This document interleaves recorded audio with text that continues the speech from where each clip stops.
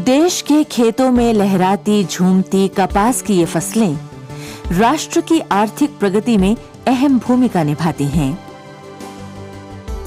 कपास भारत की प्राचीन और व्यावसायिक रूप से अत्यंत महत्वपूर्ण फसल है। अनेक कृत्रिम रेशों के आगमन के बावजूद आज भी कपास के रेशों से बने वस्त्रों की भारी मांग है। वस्त्र उद्योग में कपास की लगभग 60% की हिस्सेदारी है। देश में कपास की खेती लगभग 7.8 मिलियन हेक्टेयर क्षेत्र में की जाती है, जिससे 1.7 मिलियन गांठ तक कपास उत्पादन होता है। कपास की इस खेती से एक अनुमान के अनुसार प्रतिवर्ष 1,50,00,000 टन कपास के डंठल उपलब्ध होते हैं। छोटे पैमाने पर ग्रामीण इनका ईंधन के रूप में उपयोग करते हैं। यदि इनके ढेर बनाकर खेतों में रखे जाएं, तो इनमें नाना प्रकार के कीड़े मकोड़े उत्पन्न होते हैं, जो अगली फसल को नुकसान पहुंचा सकते हैं। इसलिए कपास के चुनने के तुरंत बाद इनको खेतों से हटाकर जलाने की बजाय लाभदायक उपयोगों में लाने का प्रयास करना जरूरी है। केंद्रीय कपास प्रौद्योगिक अनुसंधान संस्थान मुंबई में इनके उचित उपयोगों के संबंध में पिछले 1 दशक से काफी अनुसंधान किया जा रहा है। इनके गुणों की भलीभांति परख करने पर ये ज्ञात हुआ है कि कपास के डंठल में अधिक मात्रा में सेल्यूलोज होती है तथा आंतरिक बनावट में ये सामान्य लकड़ियों जैसे ही होते हैं।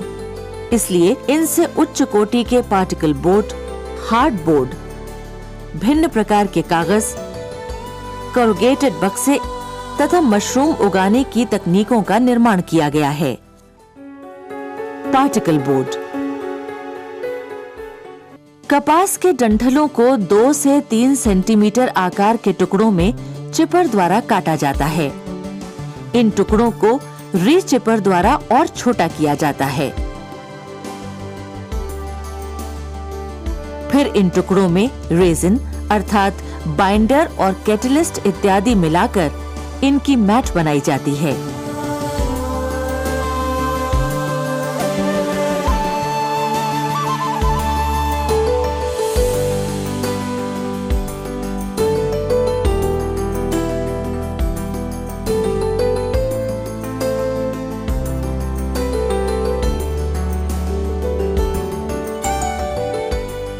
इस मैट को हाइड्रोलिक प्रेस यंत्र द्वारा उचित तापमान और दाब देकर उच्च कोटि के पार्टिकल बोर्ड बनाए जा सकते हैं। मिश्रण प्रक्रिया के दौरान उपयुक्त पदार्थों को मिश्रित करके इन्हें जल अवरोधक, दीमक प्रतिरोधी और अग्नि अवरोधक भी बनाया जा सकता है। इस तरह के बने पैनलों को ठंडा होने पर काट लिया जाता है तथा चिकनापन एवं एक समान मोटाई के लिए इनकी घिसाई की जाती है। इस प्रक्रिया से बनाए गए बोर्ड बहुत सस्ते होते हैं और इनके गुणधर्म भारतीय मानक ब्यूरो द्वारा सूचित किए गए मानकों के अनुसार पाए गए हैं। इन बोर्डों का उपयोग भवन उद्योग में आंतरिक सजावट, पार्टीशनिंग फर्नीचर, खिड़कियों तथा दरवाजों के पल्लों आदि में किया जा सकता है। कपास के डंठलों से हार्ड बोर्ड, फाइबर बोर्ड का उत्पादन। कपास के डंठलों के टुकड़ों को भाप देकर उच्च तापमान पर मशीन द्वारा थर्मोमैकेनिकल लुगदी में परिवर्तित किया जाता है।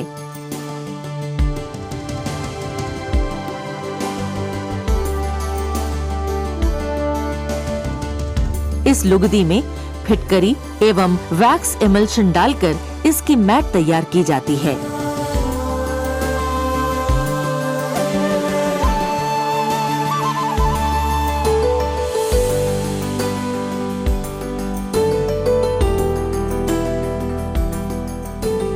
इस मैट को हाइड्रोलिक प्रेस यंत्र द्वारा उचित तापमान और दाब देकर उच्च कोटि के हार्ड बोर्ड तैयार किए जाते हैं।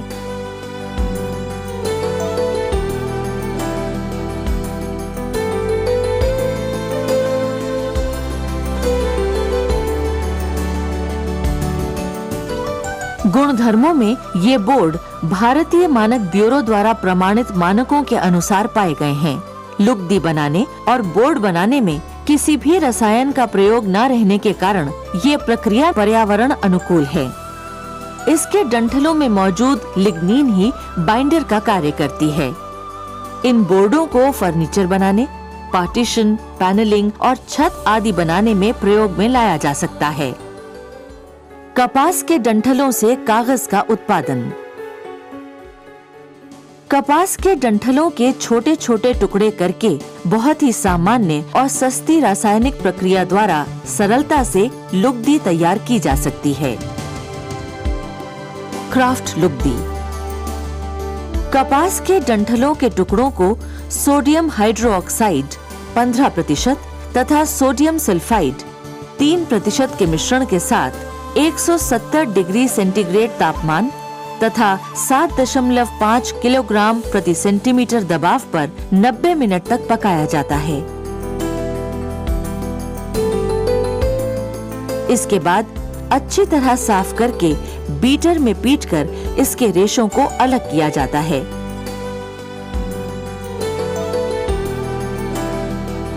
इस प्रकार बनी लुगदी से सीधे क्राफ्ट कागज तैयार किए जा सकते हैं।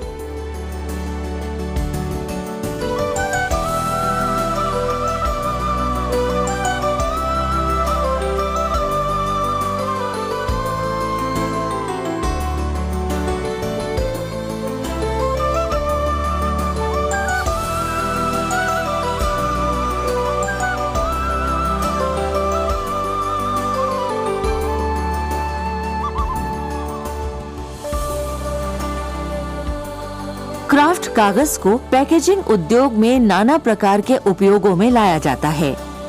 इन क्राफ्ट कागजों पर कोरुगेशन करके विभिन्न प्रकार के कोरुगेटेड बक्सों का निर्माण किया जाता है। कपास के डंठलों से बने बक्से गुणधर्मों के अनुसार उच्च कोटि के पाए गए हैं और इनका फलों, सब्जियों इत्यादि की पैकिंग के लिए इस्तेमाल किया जा सकता है। क्राफ्ट लुगदी को 6% उपलब्ध क्लोरीन द्वारा ब्लीच करके इस लुगदी से अच्छे गुणधर्म वाले लिखाई तथा छपाई के कागज का उत्पादन किया जा सकता है।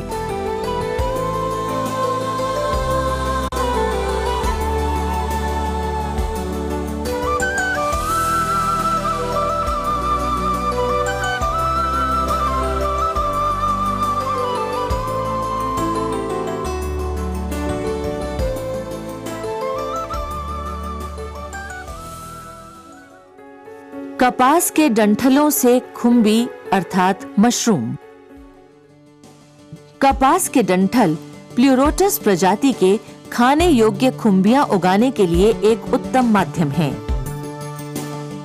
कपास के डंठलों के 3 से 5 सेंटीमीटर आकार के टुकड़ों को अच्छी तरह रात भर पानी में भिगोया जाता है। इसके पश्चात गर्म पानी में 2 घंटे इन टुकड़ों को भिगोए रखने के बाद पॉलिथीन के बड़े थैलों में परतों में भरा जाता है। हर परत के ऊपर खुम्भी के बीजों को छिड़का जाता है और फिर कसकर बांधने के बाद एक कमरे में रखा जाता है जहां तापमान 25 से 30 अंश सेंटीग्रेड होता है। इसके पश्चात पॉलिथीन आवरण को निकाल दिया जाता है और कपास के डंठलों के खंडों को हवादार स्थान पर लटकाया जाता है और 3 से 5 दिन में खुम्बियां बढ़ने लगती हैं और पूरी तरह तैयार होने पर इनकी फसल काट दी जाती है। कपास के डंठलों पर उगाई गई खुम्बियों में प्रोटीन की भरपूर मात्रा होती है और ये विटामिनों और खनिजों का उत्तम स्रोत होते हैं। कपास के डंठलों के अलावा इसके अन्य उपोत्पाद बिनौले के बेहतर उपयोगों की तरफ भी ध्यान देना होगा। कपास के बीज खाद्य तेल के बेहतरीन स्रोत हैं, क्योंकि इनमें 17 से 25% तेल मौजूद होता है। ऐसे में यदि हम कपास के बीज से पूरी क्षमता से खाद्य तेल हासिल करें तो प्रतिवर्ष 4 लाख टन कपास का तेल प्राप्त हो सकता है।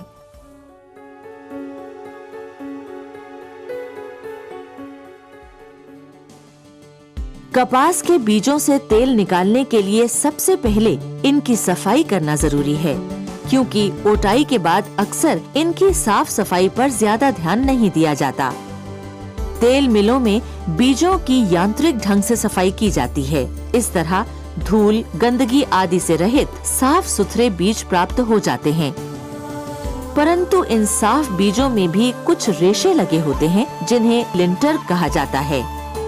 बेहतर क्वालिटी की तेल प्राप्ति के लिए इन रेशों को अवश्य हटाना चाहिए।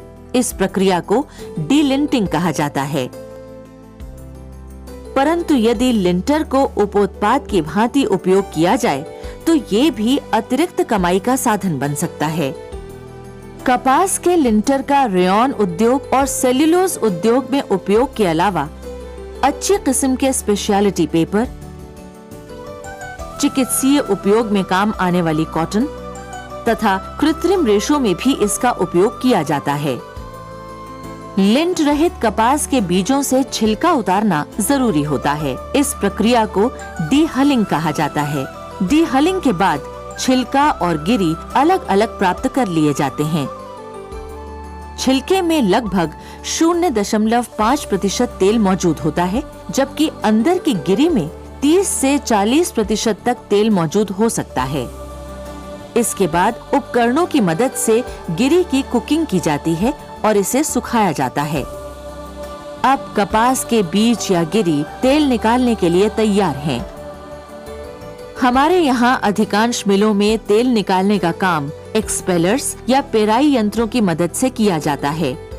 इसके लिए स्क्रू प्रेसिंग तकनीक इस्तेमाल में लाई जाती है और बाद में सॉल्वेंट एक्सट्रैक्शन की विधि से तेल हासिल किया जाता है।